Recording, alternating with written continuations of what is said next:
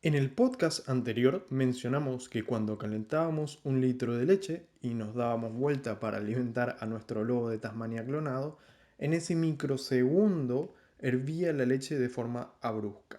Bueno, debemos informarles que todo eso en realidad es falso. No sabemos hervir la leche correctamente.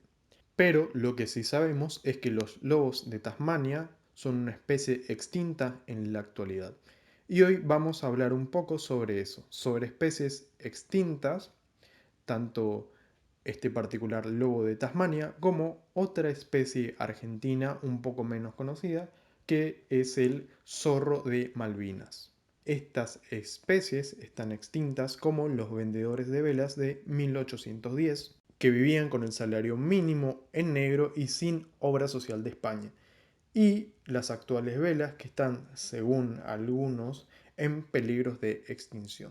Aunque nosotros bancamos fuertemente el uso de hidrocarburos alcanos como fuente de iluminación cuando caen 3 gotas de agua y el servicio eléctrico nos abandona. Pero dejemos las analogías tristes para centrarnos en nuestros desafortunados mamíferos. El lobo de Tasmania, o tigre de Tasmania, o como le decían en el inmenso barrio continental de Oceanía, el tilacino. El Tilacinus cynocephalus fue un marsupial carnívoro. Los marsupiales carnívoros son un tipo de mamíferos simpáticos que tienen parte de su desarrollo como bebitos en el vientre de su mamá y los completan en el exterior en una bolsa llamada marsupio. De ahí la palabra marsupiales. Los miembros más icónicos de los marsupiales son los koalas y los canguros que habitan, como la mayoría ya lo sabe, en Australia, el país del verano. Aunque debemos sentirnos orgullosos de tener a las comadrejas o zarigüeyas en nuestro país como marsupiales autóctonos, aunque su aspecto es un poco más intimidante que el de los tiernos koalas, obviamente. ¿Cómo el tilacino llegó a extinguirse? Mucho tiempo se postuló que fue la caza indiscriminada lo que llevó a la extinción del marsupial, pero a veces determinar la causa que lleva a la extinción de una especie es tan complicado como entender a la política argentina. Se cree que contribuyeron otros agentes diferentes como una enfermedad, la competencia interespecífica por alimento. Incluso se suele citar que una gran sequía fue la merma de la especie del tilacino y luego la caza contribuyó a la desaparición completa de este mamífero. El último tilacino del que se tiene registro fue un desafortunado, o desafortunada porque no se supo si en realidad era hembra, llamado Benjamín, que murió un 7 de septiembre de 1936 en el zoológico de Hobart en Australia. Para conmemorar el descenso de la especie, cada 7 de noviembre en el país del verano se celebra el Día Nacional de las Especies Amenazadas, aunque en nuestro país se celebra el 31 de octubre. Así que bueno, el 31 de octubre no salgan a festejar Halloween, salgan a festejar el Día de las Especies Amenazadas. No, mentira, es preferible festejar Halloween antes de que festejar que bueno, haya especies amenazadas. Y bueno, ¿cómo andamos por casa?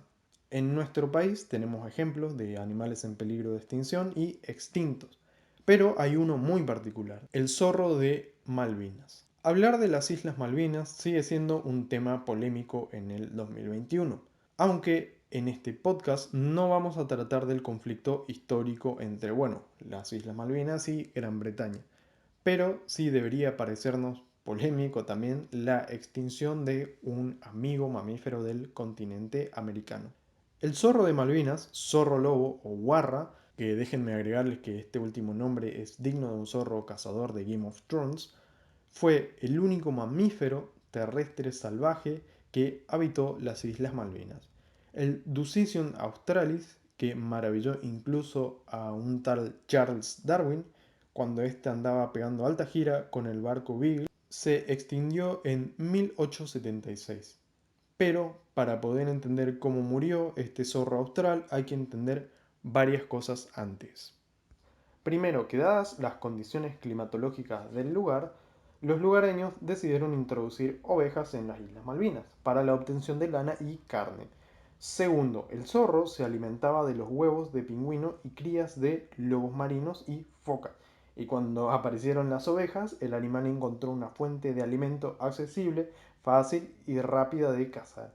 Como cuando aparece un panchero a las 5 de la tarde enfrente de tu trabajo y solo almorzaste ensalada de repollo en el almuerzo.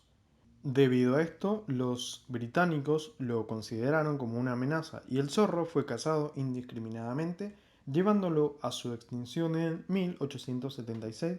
Luego, el zorro no correría una suerte, por así decirlo, como el tilacino, ya que no sería tan reconocida su extinción a nivel mundial.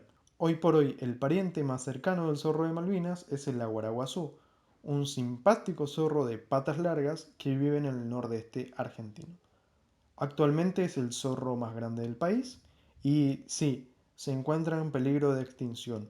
Y uno de los factores que lo afectan es la caza ilegal. Figurita repetida de un tema bastante problemático. Tanto la historia del tilacino en Oceanía como la del zorro de Malvinas acá en América nos dejan una lección amarga. El ser humano puede llevar a la extinción de mamíferos increíbles por no entender su comportamiento o su lugar en el ecosistema. Si bien ambos mamíferos están extintos, las especies amenazadas siguen siendo un problema tan real como en los siglos pasados.